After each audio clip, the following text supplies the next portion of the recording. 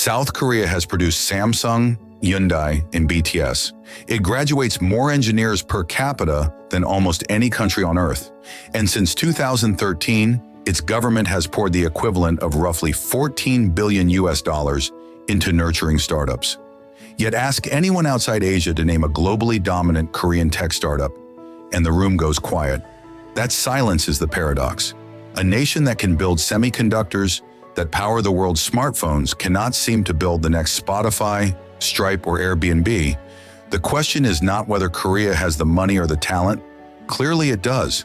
The question is, what is stopping those ingredients from combining into something the world actually uses? Korea now ranks among the top 10 startup ecosystems globally, according to the Global Startup Ecosystem Report, published by Startup Genome. The country has produced more than 20 unicorns, companies valued at over $1 billion, as tracked by the Korea Venture Investment Corporation. Korean venture capital investment crossed 20 trillion Korean won, roughly $15 billion in 2022 alone, per data from the Korea Venture Capital Association. And yet, when the OECD measured the share of high-growth firms that scale internationally, Korea consistently fell below the OECD average. Kakao and Krafton are genuine success stories inside Asia, but neither commands the global market share of a Spotify or a Salesforce. The domestic user base, roughly 52 million people, can sustain a unicorn valuation without a single overseas customer. That number tells you almost everything. Three interlocking forces explain the stall. The first is the gravitational pull of the domestic market. Korea is wealthy enough, with a GDP per capita above $33,000 per the World Bank, that a startup can reach profitability serving Koreans alone. That removes the survival pressure to go global that Israeli or Estonian founders face from day one. The second force is the chaebol shadow.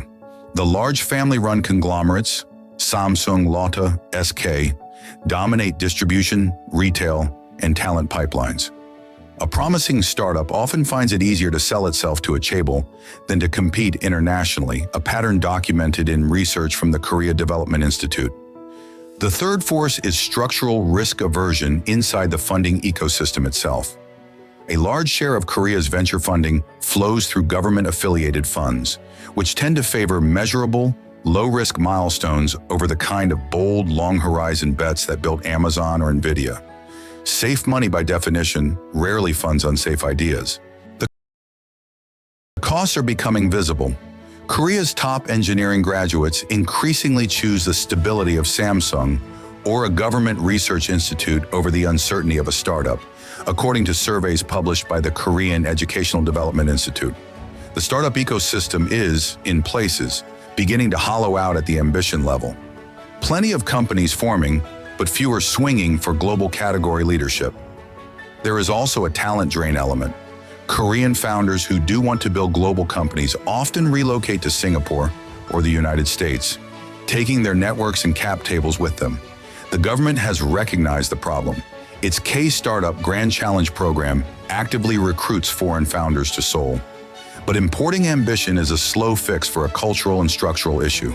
And as AI reshapes technology markets at speed, the window for catching up is compressing. Korea's startup paradox is not uniquely Korean. It is a template for what happens when a country is just successful enough to remove the hunger that drives global ambition. Japan faced this in the 1990s. Germany faces echoes of it today. The universal pattern is this: prosperity insulates, and insulation softens the edge that disruption requires. The Israeli model, a tiny domestic market, mandatory military technology experience, and an existential drive to reach global customers from day one, is almost the mirror image of Korea's situation. The lesson for any nation designing an innovation policy is that money is the easiest part. What is harder to engineer is the psychological and structural urgency to leave the comfort of home. Korea has the capital, the engineers, and now the self-awareness.